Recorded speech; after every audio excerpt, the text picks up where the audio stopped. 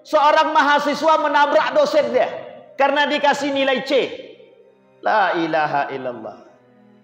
Coba bayangkan.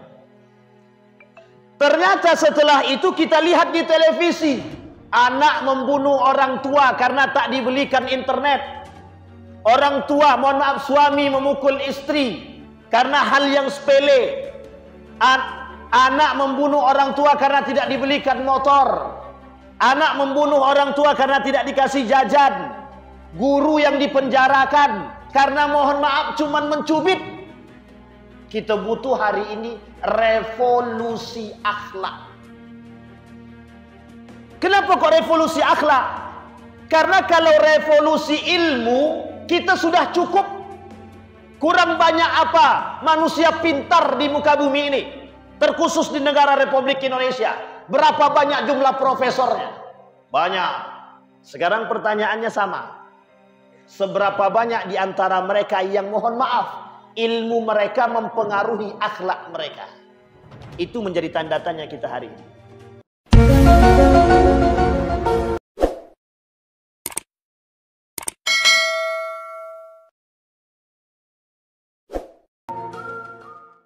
Assalamualaikum warahmatullahi wabarakatuh.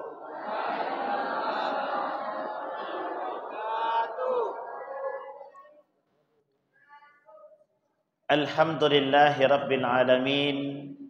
Alhamdulillahilladzi arsala rasulahu bil huda wa dinil haq liyudhhirahu 'alad dini kullih wa kafa billahi shahida.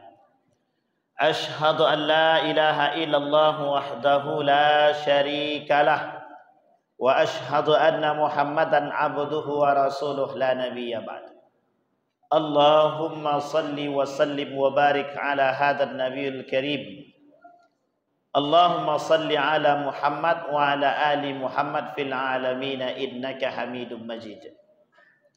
Ya ayuhan nasu taqu rabbakumul ladzi khalaqakum min nafsin wahidah wa khalaqa minha zawjaha wa batha minhuma rijalan katsiran wa nisaa'a wattaqullaha alladzi tasaaluna bihi wal arham innallaha kana 'alaikum raqiba.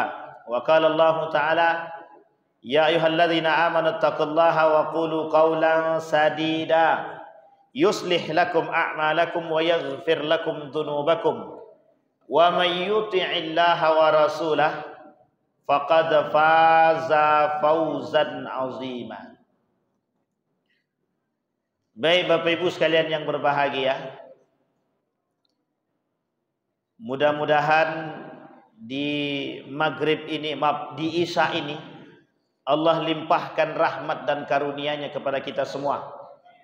Allah jadikan rumah tangga yang sakinah, mawaddah, warahmah. Allah anugerahkan anak-anak yang saleh dan salehah, penghafal Al-Quran, berakhlak mulia, istiqamah dalam kebaikan dan istiqamah dalam ketaatan. Amin ya rabbal.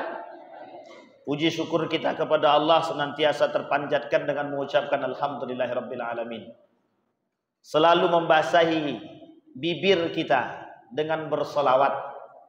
Innallaha wa malaikatahu yusalluna 'alan nabi. Ya ayyuhalladzina amanu sallu 'alaihi wa sallimu taslima. Baik Bapak Ibu sekalian yang berbahagia, Profesor Dr. Haji Yunahar Ilyas dalam kitab dia Akhlak, kitab dia ada akidah dan akhlak. Salah satu isi daripada akhlak itu adalah akhlak kepada Allah, akhlak kepada kitabullah, dan akhlak kepada Rasulullah. Akhlak kepada Rasul. Dalam hadis Nabi sampaikan begini. Hadis ini satu sisi dhaif, tapi satu sisi dihasankan. Kata Nabi, addibu auladakum ala thalathi khisalin. Ajarkan anakmu 3 perkara. Yang pertama, hubbu Rasulillah sallallahu alaihi wasallam. Mencintai baginda Nabi Muhammad sallallahu alaihi wasallam. Yang kedua, hubbu ahli baitihi, mencintai keluarga Nabi, keturunan Nabi, zuriat Nabi, ahlu baitihi gitu. Ahlul bait. Yang ketiga, hubbu qiraatil Quran, mencintai Al-Quran atau membaca Al-Quran. Yang pertama, malam hari ini di masjid ini sudah membantah penelitian-penelitian yang terjadi di Riau khususnya, umumnya, khususnya di Pekanbaru. Rata-rata masjid itu anak kecilnya tak ada, anak muda pun tak ada. Masjid ini menunjukkan regenerasi yang baik. Yang pertama, diajarkan mencintai Nabi. Mereka sudah datang hari ini, ikut merayakan peringatan Maulid Nabi. Yang kata Pak Ketua tadi, terjadi pada masa dinasti Fatimiyah, atau lebih tepatnya Syiah Islamiyah. Tapi izin Ketua, kata Suyuti, itu terjadi pada masa Daulah Abbasiyah. Daulah Abbasiyah itu terjadi dua. Peringatan Maulid ini terjadi pada masa Daulah Abbasiyah pada dua momen, pada dua kerajaan. Oleh para ulama, Imam Suyuti mengatakan yang pertama pada masa Raja Khaizuran, yang kedua pada masa Raja Hakim Billah, itu pada masa dinasti Abbasiyah. Baru kemudian muncul ada masa Salahuddin Al-Ayyubi, ada masa dinasti Fatimiyah, Syiah Islamiyah, sampai ke Nusantara, Jawi dulu, baru sampai ke Indonesia, masuk ke Nusantara lewat ulama-ulama Timur Tengah dan kerajaan-kerajaan Jawi. Kerajaan-kerajaan kemudian masuk di Indonesia pada masa Wali Songo, tersebar dalam metode syahadatain, pengsyahadatan.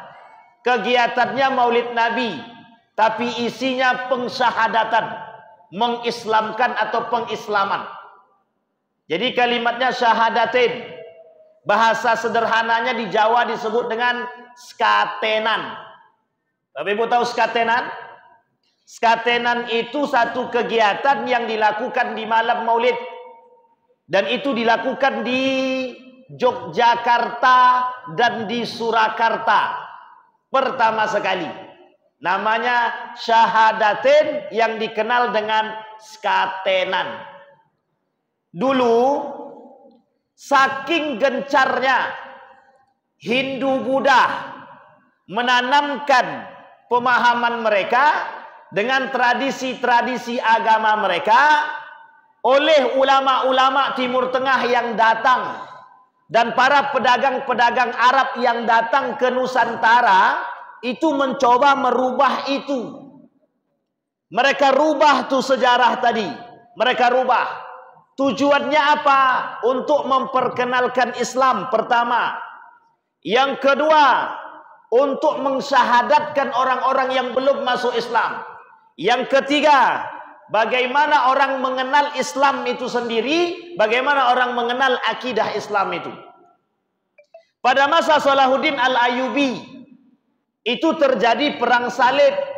Umat Islam dalam kondisi tak baik.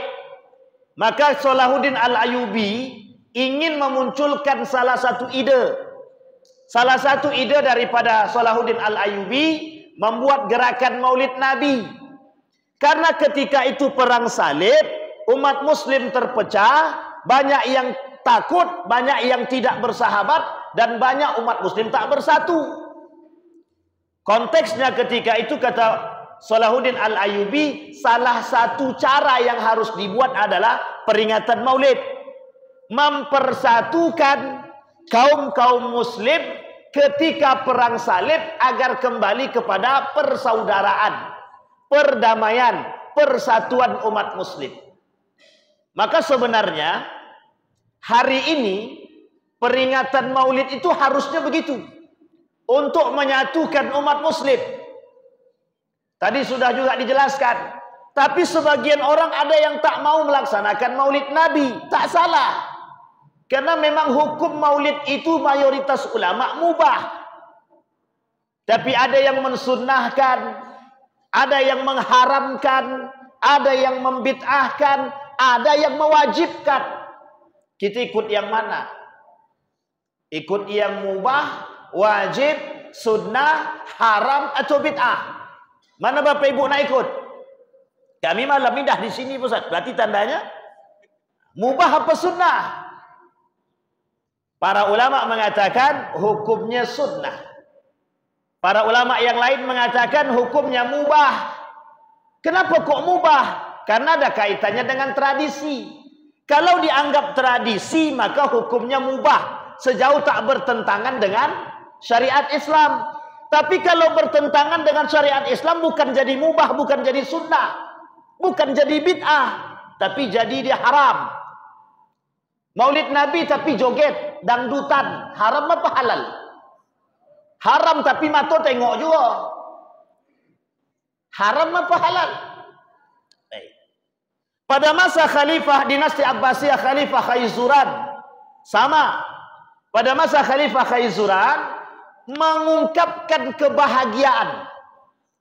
Bagaimana cara dia mengungkapkan kebahagiaan? Dikumpulkannya umat-umat muslim di istana negara itu atau di istana khalifah itu. Mereka jamu makan bersama. Sama kejadian ini di Irak. Kejadian ini di Damaskus. Sama. Mereka melakukan kegiatan maulid itu dulunya makan bersama. Siapapun yang muslim datang, berkumpul semua. Mereka merayakan maulid sembari memberikan nasihat, setelah itu makan bersama. Nah, sekarang ini tradisi itu dibawa oleh para ulama Timur Tengah, terkhusus dari Persia, terkhusus lagi dari Mesir. Yang dari Mesir turunan dinasti Fatimiyah, yang dari Persia lain cerita. Bawa dari jalur Turki. Tapi kemudian sampai ke Nusantara, sampai ke Indonesia, perbuatan perayaan maulid sama seperti itu. Tapi Bapak Ibu perlu paham, kondisi dulu dengan sekarang tak sama. Yang dulu Muslim tak banyak, yang sekarang Muslim semua. Ada non-Muslim? Ada, tapi minoritas. Mayoritas Muslim apa non-Muslim? Muslim. Artinya apa? Dulu Muslim minoritas, sekarang Muslim mayoritas. Artinya apa? Dulu yang minoritas bisa direkat, sekarang mayoritas seharusnya bisa lebih diikat. Poin yang kedua, mengapa harus memperingati maulid Nabi? Hari ini umat Muslim berada di tengah ancaman yang besar. Umat Muslim di tengah ancaman fitnah yang besar-besaran. Yang dihadapi umat Muslim hari ini musuh yang gentayangan tapi tak nampak. Musuh dia gentayangan tapi tak nampak. Nah, kita butuh sekarang ini generasi-generasi. Seperti apa mereka? Seperti yang kita inginkan malam hari ini. Kecintaan mereka terhadap masjid, cinta mereka kepada Nabi, cinta mereka kepada ahlu baitin Nabi, cinta mereka kepada Al-Quran. Kenapa? Kejadian di Turki. Turki itu negara sekarang sekuler. Dulu dulu Turki Utsmani, Daulah Utsmaniyah. Saking tingginya raja di situ, khalifah di situ, Turki Utsmani runtuh begitu saja. Kemudian naik para sekuler. Orang sekuler naik, azan tak boleh pakai bahasa Arab, harus bahasa Turki. Di sekolah tidak boleh di sekolah tidak boleh mempelajari bahasa Arab. Yang ingin baca Quran tak boleh pakai mic. Boleh mengaji tapi sendiri di dalam rumah, tak boleh sampai dengar orang lain. Takut terganggu orang-orang yang lain. Karena negara ini adalah negara sekuler, kata Kemal Atatürk. Siapapun di antara mereka, dimanapun sekolahnya, yang ada pelajaran bahasa Arab disingkirkan. Dalam konferensinya masuk perubahan bahasa. Bahasa yang dirubah dari bahasa internasional, dari bahasa Arab masuk bahasa Inggris.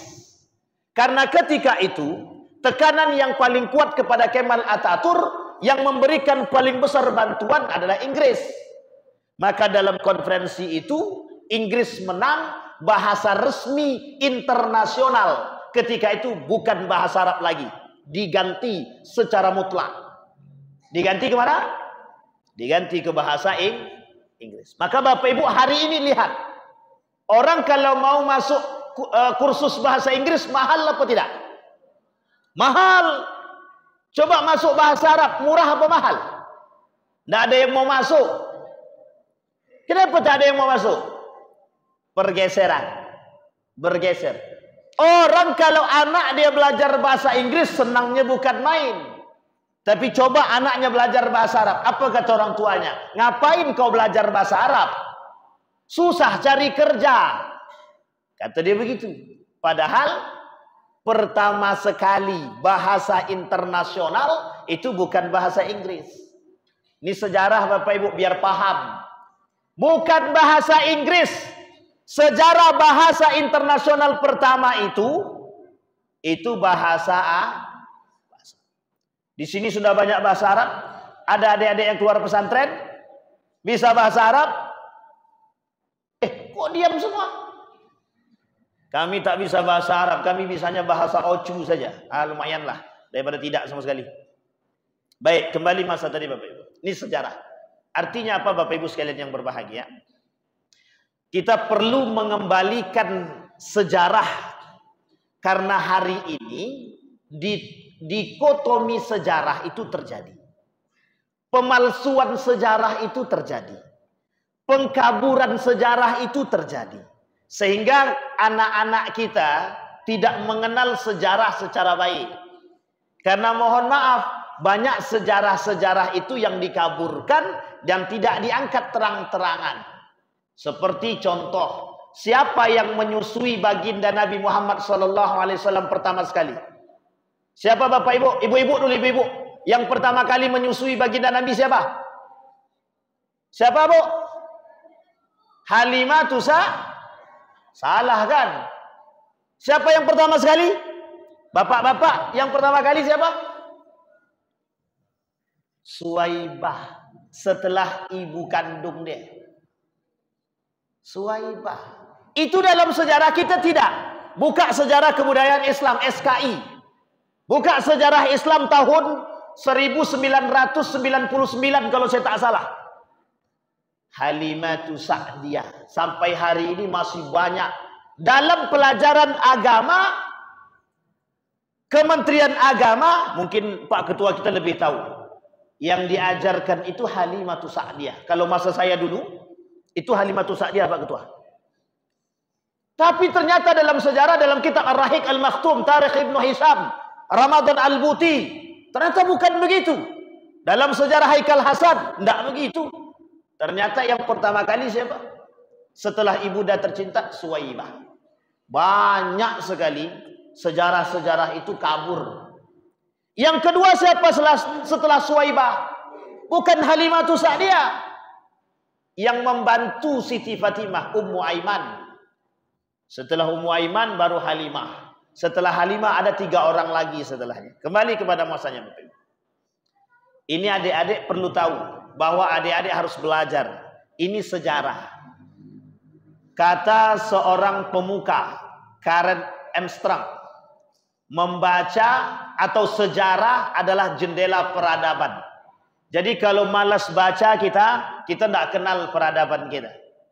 Jadi adik-adik meskipun rajin belajar agama dan hafal Quran, kalau tak paham sejarah kita ini dibodoh-bodohin orang. Oh iya ya, wajib. Jangan hanya sekedar Quran saja. Quran belajar, sejarah wajib, sirah an-nabawiyah. Baik, sekarang kita kembali kepada poin utama kita Bapak Ibu. Sekarang peringatan Maulid Nabi. Mengapa umat muslim harus memperingati Maulid Nabi hari ini? Karena bahasa daripada ulama kami mengatakan revolusi akhlak. Kita perlu hari ini mengadakan revolusi akhlak. Jangan ada yang tersinggung. Di sekolah-sekolah umum hari ini, siswa sangat biasa mencaci, memaki, memukul guru. Bahkan mohon maaf, saya pernah ngajar di salah satu sekolah itu, baru masuk sekolah tersebut dapat isu seorang guru sedang sekarat karena habis ditusuk oleh muridnya, Pak. Ditusuk oleh muridnya pakai pisau karena murid dia sakit hati sama guru dia ditusuk pakai pisau. Masuk rumah sakit sekarat. Waktu itu saya tinggal di Yogyakarta. Tak lama kemudian kasus baru muncul. Seorang mahasiswa menabrak dosen dia karena dikasih nilai C. La ilaha illallah. Coba bayangkan. Ternyata setelah itu kita lihat di televisi, anak membunuh orang tua karena tak dibelikan internet. Orang tua, mohon maaf, suami memukul istri karena hal yang sepele. Anak membunuh orang tua karena tidak dibelikan motor. Anak membunuh orang tua karena tidak dikasih jajan. Guru yang dipenjarakan karena mohon maaf cuman mencubit. Kita butuh hari ini revolusi akhlak. Kenapa kok revolusi akhlak? Karena kalau revolusi ilmu, kita sudah cukup. Kurang banyak apa manusia pintar di muka bumi ini. Terkhusus di negara Republik Indonesia. Berapa banyak jumlah profesornya? Banyak. Sekarang pertanyaannya sama. Seberapa banyak di antara mereka yang mohon maaf, ilmu mereka mempengaruhi akhlak mereka? Itu menjadi tanda tanya kita hari ini. Maka kita butuh revolusi Apa maksudnya revolusi akhlak? Li'ilafi Quraisy. Lanjutkan. Ila rihlatash iwas-saif. Kemudian falyabudu rabba hadzal. Teruskan. At'amahum wa amanahum. Yang pertama, at'amahum min ju'. Ingat kalimat itu dulu. Yang kedua, at'amahum min ju'. Yang kedua, memberikan wa amanahum min khauf. Memberikan keamanan dari rasa takut. Sekarang kita kembalikan dulu. Kenapa kok Quraisy yang menjadi contoh? Kita kaji, Pak. Buka dalam Al-Quran itu. Kaji tentang karakter orang-orang Quraisy. Mulai dari muslim, mulai dari kafir. Antara muslim dan kafir. Berapa banyak karakter-karakter Quraisy yang harus dibenahi oleh baginda Nabi Muhammad SAW. Maka kalimatnya, innama bu'istu liutammima makarimal akhlak.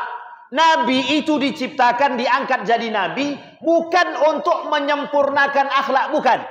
Tapi memberikan contoh kepada manusia, ini akhlak yang sempurna. Ini akhlak yang baik. Nabi hafal Quran atau tidak? Hafal Quran atau tidak Nabi? Kalau Nabi tak hafal, gimana cara membacakan kepada yang lain? Bapak Ibu sekalian yang berbahagia, malaikat itu seminggu sekali datang untuk menghafalkan, mendengarkan Nabi menghafal Al-Quran. Jadi jangan salah, Nabi itu setiap hari murojaah sama malaikat. Kalian murojaah sama siapa? Sama guru. Nabi murojaah sama malaikat setiap hari. Artinya apa Bapak Ibu sekalian yang berbahagia? Di dalam ayat Al-Quran yang terkandung itu, begitu banyak contoh karakter yang dipercontohkan oleh Nabi tentang karakter-karakter Quraisy, baik yang muslim ataupun yang non-muslim. Yang hafal Quran banyak, yang munafik juga ada. Yang hafal Quran ada. Yang tak berakhlak juga ada. Sekarang saya tanya, hari ini yang hafal Quran banyak apa sedikit? Banyak apa tidak, Bu? Yang tak punya akhlak ada apa tidak? Banyak. Banyak. Saya punya kawan nih tuh, sedang menghafal Quran dia. Hafal Quran dia 25 juz. Apa kata dia? Besoknya dia pacaran. Saya bilang, ente hafal Quran tapi ente pacaran juga. Saya bilang, Oh iya, ini cuma untuk menjaga saja. Dari mana datangnya menjaga? Kalau mau jaga nikah langsung. Ini hafal Quran tapi kok pacaran. Ngaku hafal Quran, pegangan tangan juga. Ngaku hafal Quran, boncengan anak gadis seorang juga. Nikahkan langsung. Sampai di sini paham Bapak Ibu? Coba bayangkan. Kenapa kok kalimatnya revolusi akhlak? Karena kita butuh hari ini orang-orang yang berakhlak. Kita bukan tak butuh orang berilmu, bukan tak butuh Bapak Ibu. Karena hari ini kebanyakan orang berilmu tapi sedikit yang berakhlak. Yang terjadi apa? Rusak. Wa minan nasi may yu'jibuka qauluhu fil hayatid dunya. Kelak kata Allah, engkau akan melihat manusia itu cerdas, pinter. Tapi itu tadilah, dia tak berakhlak. Nah, kita pengen anak-anak kita nih cerdas, berilmu, dan berakhlak. Karena yang sesungguhnya pada hakikatnya, ilmu yang dipelajari itu untuk merubah akhlak. Lah kalau mereka belajar tapi mereka tak berakhlak, apa tujuannya? Apa gunanya? Maka jangan salah. Hari ini mohon maaf kita melihat orang, saking banyaknya orang pintar, tapi mohon maaf, kenapa kok masih seperti itu? Kalau kata guru saya, Profesor Dr. Sayyid Naqib Al-Attas, salah seorang ilmuwan muslim yang masih hidup hari ini tinggal di Malaysia, kata beliau, kenapa umat muslim hari ini kok seperti ini? Itu penyebabnya cuma satu, kata dia. Loss of adab. Loss of adab. Tahu Bapak Ibu artinya? Biar agak gaul sedikit. Hilang adab. Hilang adab. Kalau dulu Bapak Ibu dengan guru, orang bukan takzimi lagi. Saking segatnya. Duduk di hadapan guru, kalau ditawarkan, nak yuk makan sini. Anak sekarang kalau ditawarkan guru makan, langsung datang. Kalau dulu tak mau, dekat pun takut. Tapi itu tak salah kan? Artinya apa? Syakautu ila waqi'in su'a hibzi, fa arsadani ila tarkil ma'ashi, fa akhbarani bi anna al-ilma nur, wa nurallahi la yuhda lil as. Imam Syafi'i datang ke Imam Waqi', guru dia. Tak sengaja oleh Imam Syafi'i sebelum itu dia melangkahkan kaki guru dia, Imam Waqi'. Ketika hendak menggantikan Imam Abu Hanifah menjadi mengajar hadis. Ketika masuk dalam kelas tak tersisa sedikit pun. Ilmunya tak keluar. Di mulut dari lisan Imam Syafi'i. Tak keluar. Diingat-ingat apa dosa yang dia buat. Dapat dosa yang dia buat. Ternyata tadi dia tak sengaja telah melangkahi kaki guru dia, Imam Waqi'. Maka dia datang kepada guru dia, Imam Waqi'. Apa kata Imam Waqi'? Aku tahu kau bakal datang ke sini, maka aku sudah mengampuni, aku sudah memaafkanmu. Balik Imam Syafi'i ke dalam kelas, semua ilmu yang tadi tidak keluar bagaikan air. Karena akhlak. Apa dampak orang tak bermoral hari ini? Apa dampak orang tak berakhlak hari ini? Menghalalkan yang haram. Mengharamkan yang, membenarkan yang salah, menyalahkan yang, karena tak punya akhlak, karena tak punya moral, karena tak punya iman. Ilmu punya, karena punya ilmu tapi tak punya iman, tapi tak punya akhlak, menghalalkan yang haram. Merasa dengan ilmu tadi tinggi, tapi tanpa dikontrol oleh hati, iman dan akhlak, yang terjadi bablas, melewat batas. Oh, ndak apa-apa nikah beda agama, ndak ada masalah.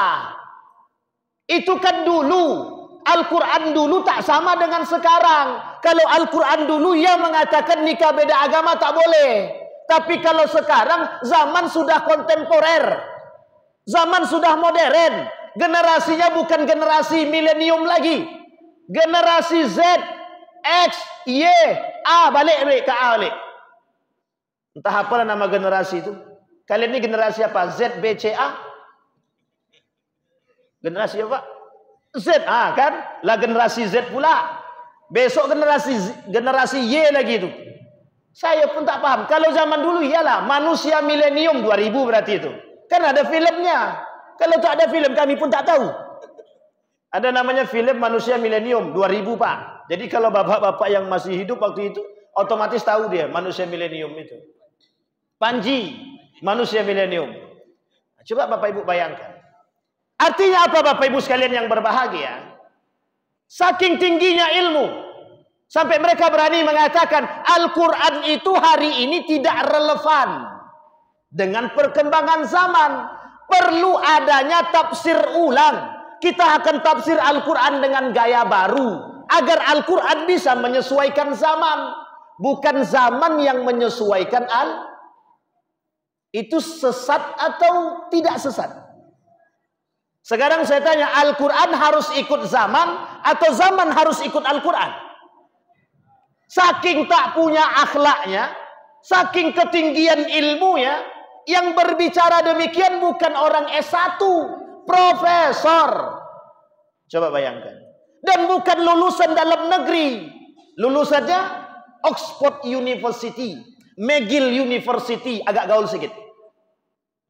Sementara lulusan UIN, Sunan Kalijaga, UIN Syarif Hidayatullah masih kokoh dengan akidah dia, masih kokoh mengatakan bahwa Al-Quran itu bahwa zaman harus menyesuaikan Al-Quran, bukan Al-Quran harus menyesuaikan muncul orang-orang yang bergelar profesor. Saya tanya Bapak Ibu, kalau orang yang berbicara bergelar profesor, Ibu lebih percaya yang gelar profesor apa S1? Jujur. Pilih mana? Profesor apa S1? Jelas profesor Ustaz, sekalipun sesat. Di hadapan kami pernah seorang profesor melempar Al-Quran. Itu profesor. Kemana akhlaknya? Pertanyaan saya adalah, lebih baik profesor atau yang S1? Profesor lempar Al-Quran, S1 tak lempar Quran. Mana yang lebih baik? Ya, yang lebih baik itu profesor tapi tak lempar Quran. Itu yang paling baik. Coba Ibu bayangkan, Bapak Ibu bayangkan. Sekarang ini apa yang terjadi? Orang pakai jilbab dilarang pakai jilbab. Agama mengatakan tutup aurat kalian perempuan. Muncul orang yang mengatakan jangan pakai jilbab. Salah juga. Yang mengatakan profesor apa bukan? Profesor juga. Sekarang pertanyaannya adalah, cerdas apa tidak mereka? Cerdas. Pertanyaannya adalah, kemana akhlak mereka terhadap agama? Kemana akhlak mereka kepada Allah? Kemana akhlak mereka kepada Rasulullah? Yang terus-terus mengangkat nilai agama Islam. Tapi begitu mudah bagi mereka meruntuhkan dia. Itu gara-gara banyak membaca kitab Kemal Atatürk. Akhirnya ikut sekuler. Kata Kemal Atatürk, tak penting bahasa Arab, tak penting. Yang penting itu bahasa Inggris. Nah, sekarang Bapak Ibu rasakanlah itu.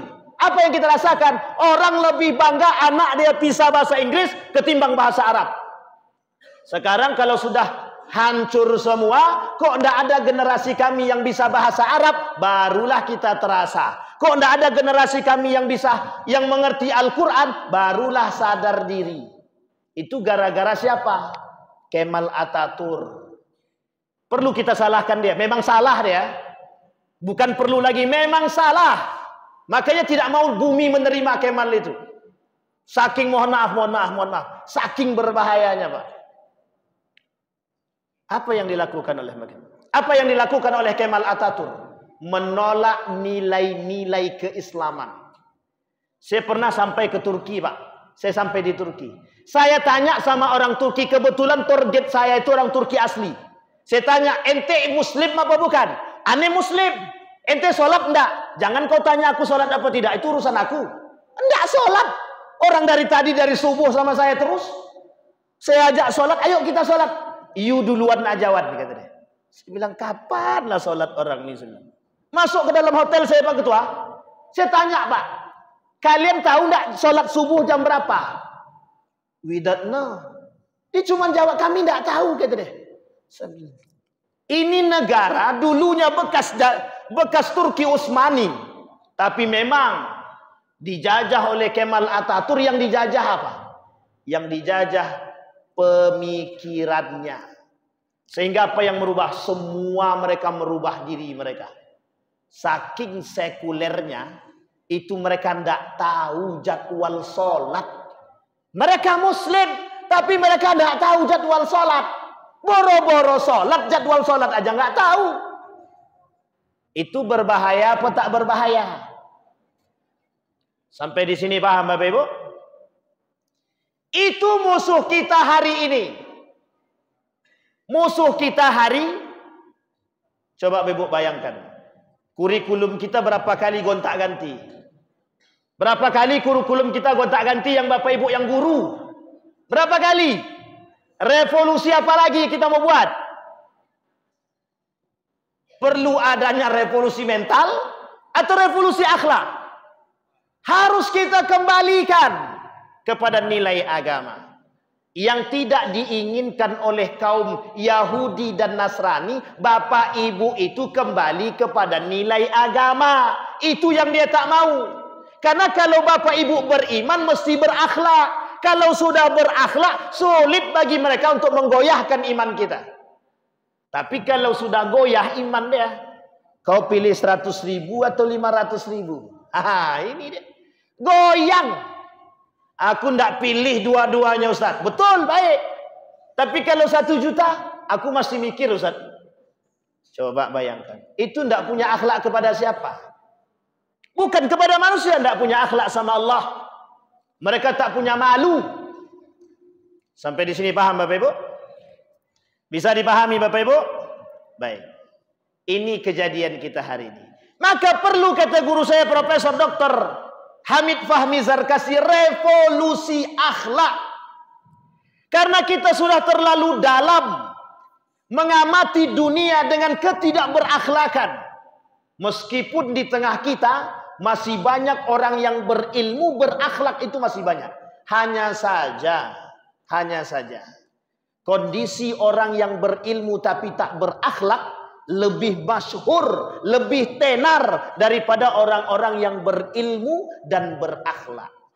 Maka Bapak Ibu sekalian yang berbahagia, diamnya orang berilmu, diamnya seorang alim, berarti dia telah mendiami perbuatan zalim.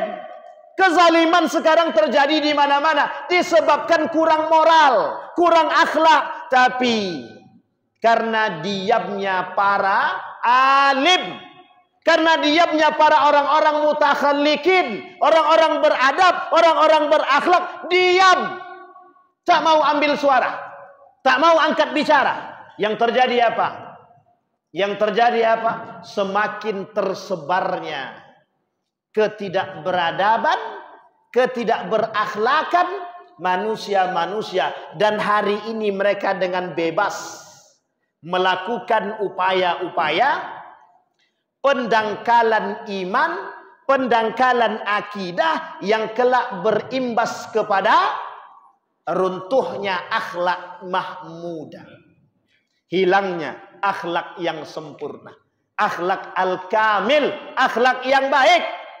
Maka Bapak Ibu sekalian yang berbahagia, itu karena satu konsep yang mereka bangun, yang mereka tanam dalam benak kita, kebebasan.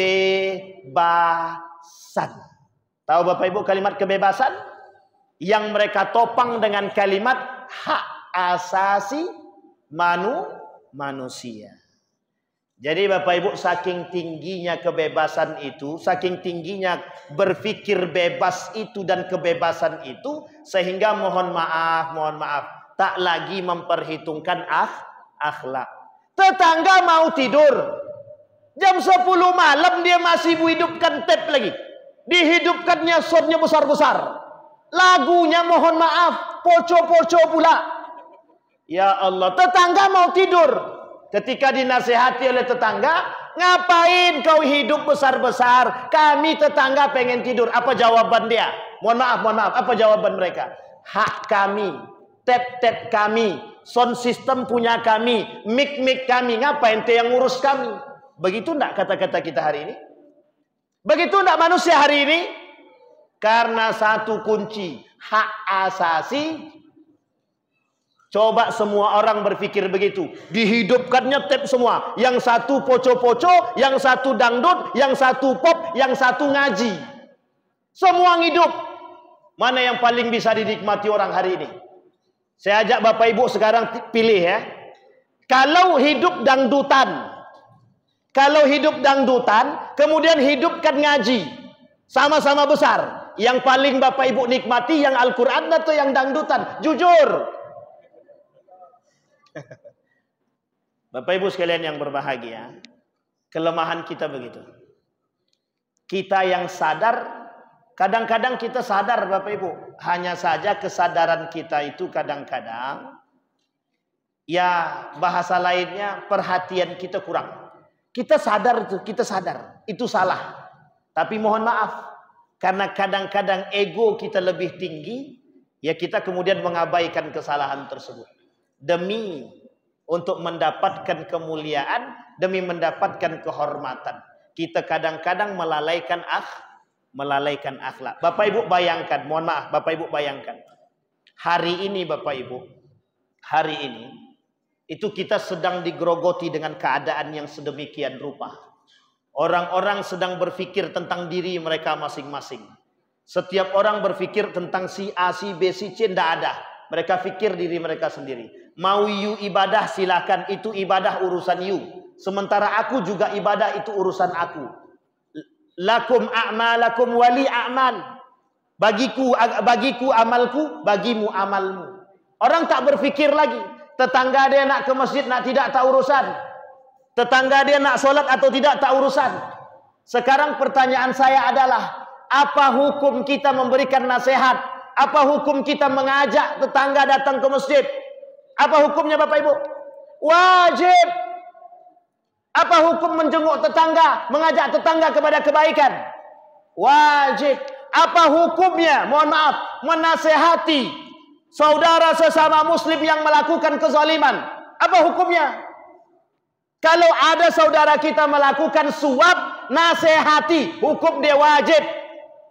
Jangan ikut-ikutan terima. Udah disuap, iyalah suapnya cuma 200.000. Kami tolak. Kalau 1 miliar, saya yakin pasti mikir mau nolak. Orang yang berharga diri 1 triliun pun ditolak. Itu kalau dia punya harga diri. Kalau dia menjaga kehormatan agama. Maka kata Nabi, saya petik pernyataan Nabi Bapak Ibu sebelum saya tutup. Kata Nabi, kelak di akhir zaman, la taqumus sa'ah, tidak akan terjadi hari kiamat, kata Nabi, hatta taraun, sampai kalian akan melihat waqa'i atau hadasat azimah, kejadian-kejadian yang besar, kata Nabi. Dalam riwayat yang lain, Nabi kata, la taqumus sa'ah hatta tara, sampai kalian akan melihat, kata Nabi, orang-orang berzinah bebas. Orang-orang berpegangan tangan laki-laki dan perempuan yang bukan muhrim bebas. Orang-orang yang berpacaran bebas. Laki-laki perempuan boncengan bukan suami istri bebas. Betul apa salah? Zina apa tidak? Yang paling miris lagi, mereka mohon maaf, berpelukan di depan umum tapi tak punya rasa malu. Maka kata Nabi, kelak di akhir zaman itu rasa malu dari diri manusia itu hilang, tak ada lagi. Mereka tak malu bermaksiat, mereka tak malu berzina, mereka tak malu minum khamar, mereka tak malu melakukan suap, mereka tak malu melakukan riba, mereka tak malu menzolimi orang lain, mereka tak malu menyakiti orang lain, mereka tak malu bermaksiat. Kata Nabi begitu. Kelak di akhir zaman, kata Nabi, mereka tidak malu lagi untuk melakukan maksiat. Sekarang Bapak Ibu boleh tengok, yang kedinginan hari ini siapa? Laki-laki atau perempuan? Yang kedinginan, laki-laki atau perempuan? Laki-laki, Pak. Laki-laki kedinginan, pakaiannya sopan tertutup dari atas sampai bawah. Perempuan dari atas sampai bawah terbuka, sampai menjerit. Tidak malu mereka, tidak malu. Dulu orang Melayu, mohon maaf jangan tersinggung, orang Melayu dulu malu dia nampak. Nampak betis saja dia malu. Kalau sekarang tak. Bupati. Buka paha tinggi-tinggi. Apa lagi namanya? Itulah pokoknya. Lupa saya namanya. Pakai tank top aja keluar, tak malu dia. Perempuan Pak, mohon maaf. Malaysia dulu juga begitu. Hari ini sudah lumayan terbuka. Kita Indonesia lebih parah Pak. Lebih parah. Dulu orang pakai pakaian Melayu, anggun, enak dipandang Pak, anggun rasanya. Kalau sekarang tak, pakai legging aja dia keluar. Sampai paha betis dia menjerit. Tolong kata dia. Tapi tak dihiraukan. Semakin sempit Pak pakaiannya. Kami ini mengikuti westernisasi peradaban barat. Barat pakai celana pendek, kami pakai celana pendek. Barat pakai tank top, kami pakai tank top. Besok barat tak pakai baju, dia tak pakai baju. Begitu peradaban kita hari ini. Apa sebab? Akhlak tak ada. Apa sebab? Moral hilang. Apa sebab? Rasa malu hilang. Apa sebab? Ketinggian ilmu, lemah iman. Ketinggian ilmu, lemah iman. Maka saya tutup Bapak Ibu dengan 3 poin. Kata Zainuddin MZ, penyakit umat muslim Indonesia hari ini 3 katanya. Kudis, kurap, kutil. Kudis, kurang disiplin. Apa lagi? Kurap, kurang rapi. Kutil, kurang teliti. Terakhir baru kuman gitu deh. Apa kuman? Kurang iman. Sittatu asya'id tuhbitul a'mal. 6 perkara kata Nabi yang akan menghapus amal ibadah umat manusia. Ini kalau kita mau merujuk kepada Nabi. Kalau kita mau masih mengagungkan Nabi. Kalau kita masih mau menganggap Nabi manusia yang berakhlak mulia.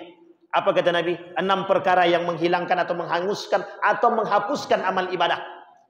Di antara 6 ini, 1 di antaranya qillatul iman. Iman yang lemah. Iman yang hampir tertutup.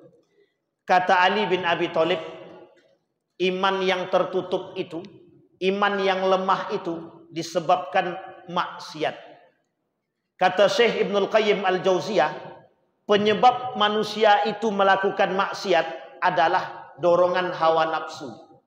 Dorongan hawa nafsu. Apa penyebab mereka melakukan dorongan hawa nafsu? Balik lagi kepada penyakit yang tadi. Kuman. Kurang iman. Apa penjelasan? Karena tak kenal dengan Allah. Karena tak kenal dengan Allah. Karena tak kenal dengan Nabi. Karena tak kenal dengan sahabat Nabi. Apa yang dilakukan oleh para sahabat Nabi? Apa yang dilakukan oleh Nabi? Tazkiyatun nufus. Maka Bapak Ibu sekalian yang berbahagia, melalui momen Maulid Nabi, terserah Bapak Ibu mau pakai maulid kek, mau pakai maulud kek, terserah. Momen Maulid Nabi ini Bapak Ibu kita gunakan. Yang pertama, Bapak Ibu dari apa yang saya sampaikan tadi sudah bisa menangkap ya. Peran mereka dalam merusak akidah kita sangat serius. Maka yang pertama yang harus kita lakukan, jaga akidah.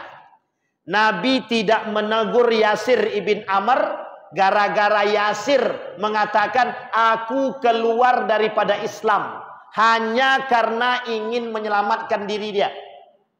Yasir ibn Amr mengatakan kepada Abu Lahab, aku keluar daripada Islam karena dia melihat bapak ibunya sudah dibunuh. Kalau dia mau dibunuh, maka syaratnya kalau tidak mau dibunuh cuma 1. Katakan bahwa engkau keluar daripada Islam. Dilakukan oleh Yasir ibn Amr. Aku keluar daripada Islam. Selamat Yasir ibn Amr. Pergi Yasir ibn Amr menemui baginda Nabi. Tidak ditegur Nabi selama 3 hari. Sampai turun peringatan Allah kepada Nabi. Apa kata Allah kepada Nabi? Yang artinya adalah dia lakukan itu terpaksa demi kehidupan dia. Artinya apa? Jaga akidah sekalipun hingga tetes darah terakhir. Bukan hingga tetes terakhir. Itu apa namanya itu? Israel. Sampai di sini paham Bapak Ibu? Dulu terjadi yang datang dari Yogyakarta, mesti paham. 2006, 2010. Satu kardus mie goreng mie rebus mampu merubah akidah. Kami keluar daripada Islam. Kalau daripada kami tak makan, lebih baik kami makan dan kami hidup, tidak apa-apa kami keluar daripada Islam. Gara-gara gempa bumi, gunung meletus. Gempa bumi 2006, gunung meletus 2010.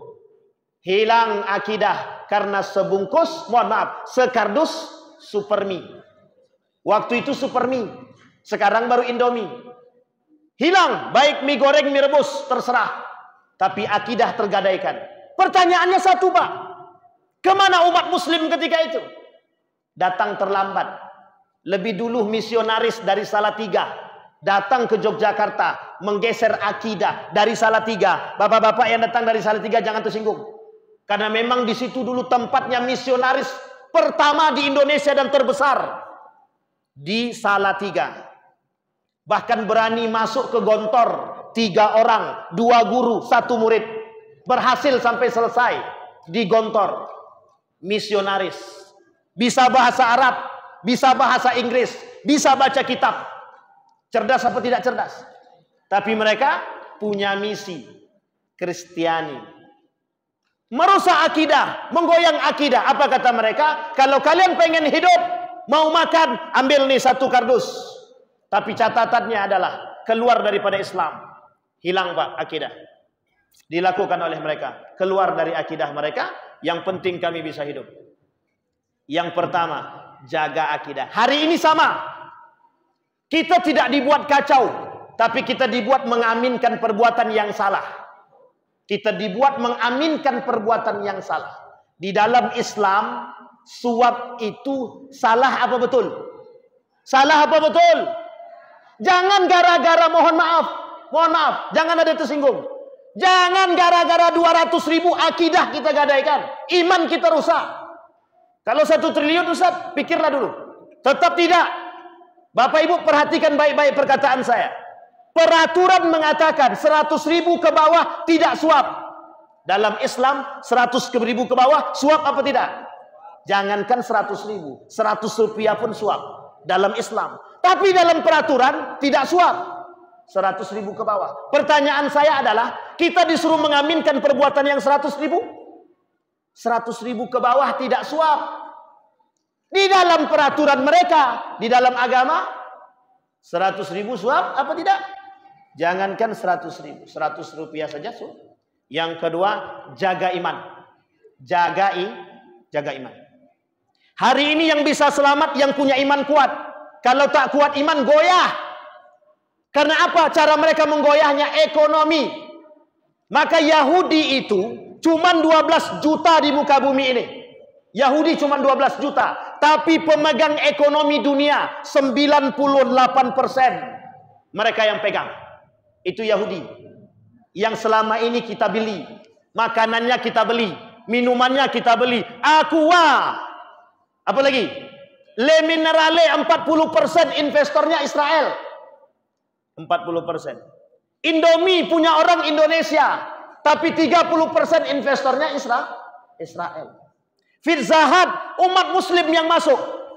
Yang makan umat muslim, pakai kerudung, pakai peci, kadang-kadang pakai jubah masuk beli Pizza Hut. Sudah menyakiti hati Palestina atau belum? Kurang iman. Berapa banyak produk Israel Bapak Ibu? 1000 lebih. Hampir semua produk Israel itu mohon maaf ada di dalam rumah kita. Kecap ABC. Apalagi cuci piring tuh. Mama Lemon. Original Israel. Mayora. Kue. Kongguan. Apa tak lagi? Itulah kue kami. Kue nenek-nenek kami zaman dulu tuh Ustaz. Kongguan. Coba bayangkan. Ada di rumah kita. Lifebuoy. Kami dah tak pakai Lifebuoy Ustaz. Tapi Lifebuoy sama. Pepsodent. Apa tak lagi? Coba bayangkan. Yang punya iman, yang tidak munafik, mereka akan tidak akan mau membeli produk Israel. Tidak akan. Yahudi kuat ekonominya, Israel kuat ekonominya karena topangannya Yahudi. Yahudi kuat ekonominya, siapa yang nopang? Umat Muslim yang membeli produk mereka. Starbucks itu original punya Israel. Yang minum siapa? Dunkin Donut kerjasama dengan Israel. Yang makan siapa? Kita juga, Bapak Ibu. Sampai di sini paham Bapak Ibu? Kapan waktu Pak Ketua perlu juga disebutkan tuh. Semua produk Israel itu. Sampai mikir orang, kami mau makan apa lagi kan gitu. Besok gosok giginya pakai siwak, kan Pak Ketua ya? Nanti Pak Ketua sediakan siwak gitu kan. Misal, tak ada salah kan gitu. Atau mungkin minumannya besok punya apa sendiri. Apa namanya itu? Depot air sendiri. Amin. Amin. Sedikit yang mengaminkan. Tak mau sukses. Bayangkan, jaga iman. Yang pertama jaga akidah. Yang kedua jaga. Yang ketiga, perkuat akhlak kita. Perkuat akhlak kita. Bagaimana cara kami memperkuat akhlak Pak Ustadz? Caranya adalah peran orang tua hari ini sangat berat. Karena yang dirusak bukan yang tua-tua yang menghadapi sakratul maut. Tapi yang dirusak adalah yang muda-muda, generasi-generasi. Bapak Ibu lihat, mau hafal Quran dia atau tak hafal Quran, kalau sudah ketemu dengan handphone, apa yang cerita? Apa yang terjadi? Jujur Bapak Ibu, kalau mau hafal Quran atau tak hafal Quran dia, kalau sudah ketemu handphone, apa yang terjadi? Makanya Bapak Ibu, saya mengatakan ada 5 Tuhan baru. 5 Tuhan baru hari ini. 1 Tuhan manusia, yang kedua Tuhan jabatan, yang ketiga Tuhan kekuasaan, yang keempat Tuhan harta, yang kelima Tuhan elektronik, internet. Kalau tak ada internet, stres otaknya tuh. Sama, harta. Kalau orang kaya tak punya ATM, di ATM-nya tak ada duit, kalang kabut itu. Kemana kami nak cari duit lagi? Tak jadi. Nak makan pun tak jadi. Sudah tak nikmat. Kenapa? Dalam dompet tadi sudah 0. Hilang Pak, kalang kabut. Kalang kabut. Yang pertama jaga akidah, yang kedua jaga iman, yang ketiga jaga akhlak. Dan yang keempat, ini kewajiban kita kepada Allah, kewajiban kita kepada Rasulullah. Kalau kita tak lakukan, kita berkhianat kepada Allah dan kita berkhianat kepada Rasulullah. Berikan pendidikan yang baik kepada generasi kita. Apapun itu terserah. Bagaimanapun caranya terserah. Berikan pendidikan yang terbaik bagi anak-anak kita. Kalau tidak kita berikan pendidikan yang baik, mereka tidak kenal dengan Allah, mereka tak kenal Rasulnya, maka kita disebutkan oleh Allah dalam Al-Quran pengkhianat. Berkhianat kepada Allah dan Rasulnya. Berat apa tak berat? Cukup Bu, 4 aja. Kalau saya tambah nanti makin banyak jadi. Tak jadi selesai kita. Sampai di sini paham Bapak Ibu? Siap Bapak Ibu? Jaga akidah siap? Jaga iman siap? Jaga akhlak siap? Jaga pendidikan anak siap? Maka Bapak Ibu sekalian yang berbahagia, siap atau tak siap? Wajib siap. Kenapa demikian? Karena hari ini Bapak Ibu sudah terbuka kan kacamatanya? Mereka kita melihat hari ini betapa seriusnya mereka merusak kita. Mengapa kita tidak serius melawan mereka? Maka hari ini saya mengajak kepada Bapak Ibu untuk serius kita menghadapi mereka, melawan mereka dengan cara kita. Apa cara kita? Perkuat akidah, perkuat iman, perkuat akhlak, dan berikan pendidikan yang baik.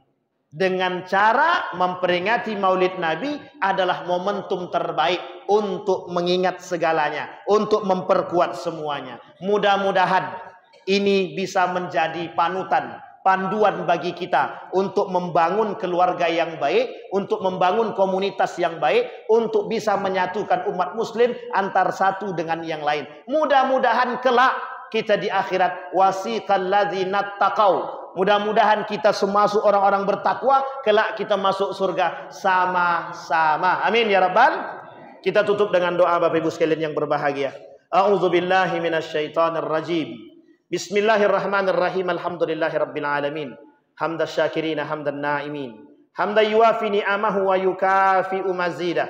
Ya Rabbana lakal hamdu kama yanbaghi li jalali wajhikal karim wa azimi sultanik. Allahumma faqihna fid din wa 'allimna ta'wil. Allahumma a'idna ala dzikrika wa syukrika wa husna ibadatik. Allahumma ansur ikhwanana al-mujahidin fi Palestin wa fi Gaza wa fi kulli makan. Allahumma dammiril yahud, Allahumma ahlikil kafarata wal mubtadi'ata wal musyrikina a'da'aka a'da'ad din. Allahumma a'idna ala dzikrika wa syukrika wa husna ibadatik. Allahumma ij'al tajammu'ana tajammu'an marhumah waj'al tafarruqana min ba'dihi tafarruqan ma'sumah. Allahumma ij'alna mimman tabi'a li sunnati nabiyyika Muhammadin sallallahu alaihi wasallam. Allahumma aslih akhlaqa syababal muslimina wal muslimat wal mu'minina wal mu'minat birahmatika ya arhamar rahimin. Allahumma ij'alil Qur'anal 'azima rabi'a qulubina wa nura sudurina wa jilaa'a ahzanina wa dhihaba humumina wa ghumumina. Rabbana atina fid dunya hasanah wa fil akhirati hasanah wa qina adzaban nar. Walhamdulillahi rabbil alamin. Assalamualaikum warahmatullahi wabarakatuh.